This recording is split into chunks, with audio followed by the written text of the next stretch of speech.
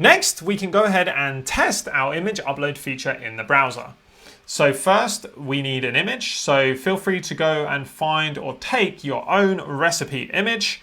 I'm going to be using this image that we have of these delicious vegan coconut bars. Okay, so once we have our image, we can go ahead and start our server. So remember that because we added a new migration, if you already have the Django server running, you need to stop the server, potentially type docker compose down, and then type docker compose up to start the server. And this should go ahead and apply any migrations that we've added.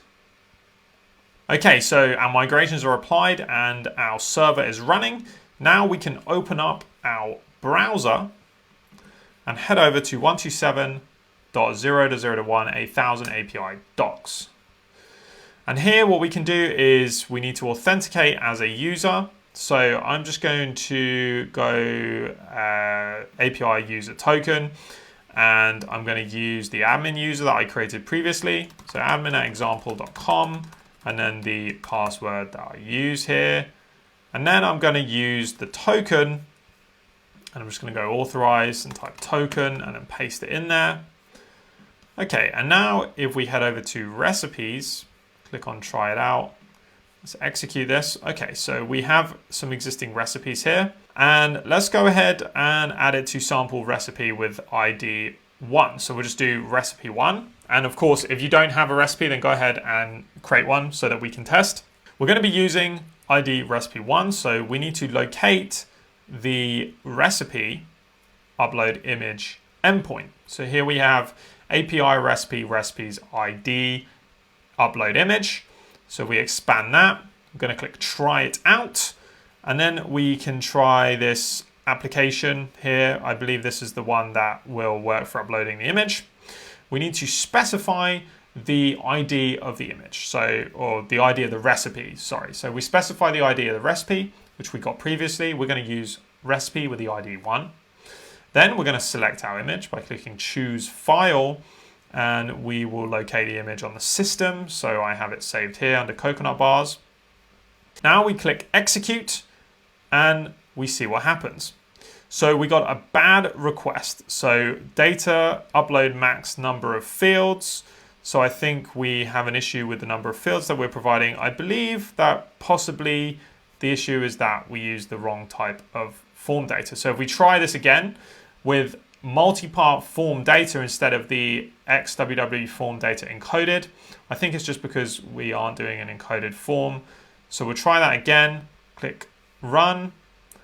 Okay, and this time it works. So apologies, the correct option to use here is the multi-part form data, not the application XWW form URL encoded. We want to use the form data option, and it's the form data that's going to be used by the HTTP client that is going to be uploading to the endpoint. So if you're developing a front-end application using JavaScript or something like that, then you're going to use the form data type. Okay, so you see when it uploaded, it returned a URL here for the image. If we copy that URL and we paste it into the browser, you should see that it loads the image. So you notice here how it has media, static/media, and that's because it's a media file that was uploaded by a user at runtime.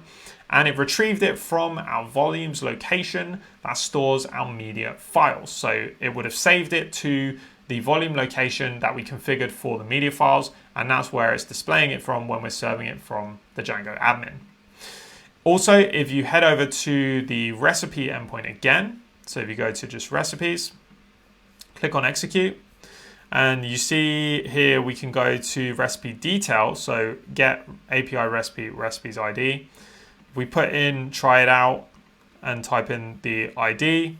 Okay, so you can see here that we have our recipe detail for recipe 1 that we uploaded the image to.